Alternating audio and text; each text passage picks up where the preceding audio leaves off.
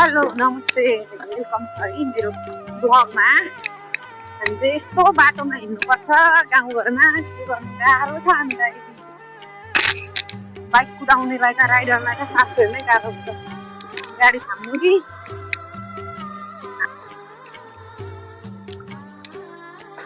गाह्रो छ हामीलाई, धेरै गाह्रो छ हजुर। के गर्नु, हाम्रो माथि नगरपालिकामा समृद्ध माथि नगर बनाउने भनेर त सबैजना लाग्नु भएको छ, इष्ट व्यक्तिहरू। तर के गर्नु, भूगोलले साथ दिँदैन, बर्सातको काम पनि सफल हुँदैन, धेरै गाह्रो छ। के हाल्दैछ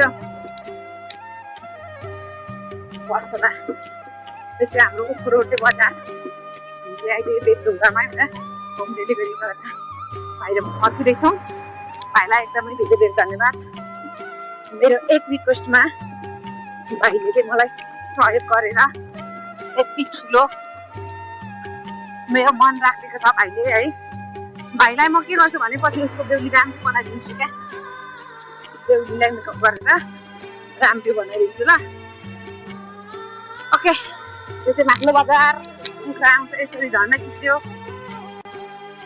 हाम्रो माथिल्लो बजार चाहिँ यस्तो छ। नारायणनाथको एरिया पर्छ।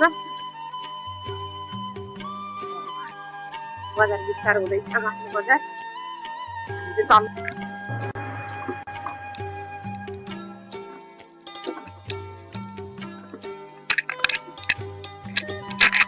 बर्खा लाग्यो नि माया, अब बर्खा लाग्यो। यो चाहिँ हाम्रो बुढा लोड हुने ठाउँ हो। बुढा तामसालमै हड्डी होटल भएको।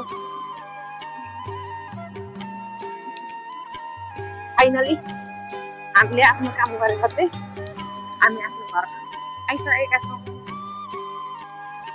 बिमला दिदी घरहरू आएर चाहिँ छ्याप छ्याप सामान धेरै नै। थ्याङ्क यू राजा। पनि पर्सि चाहिँ काठमाडौँ जाँदै हुन्छ उहाँ, त्यही भएर ठुलो मम्मीसँग छुट्न पर्यो भनेर रुँदैछु। Okay, thank you so much. Bye bye, फेरि भेटौँ।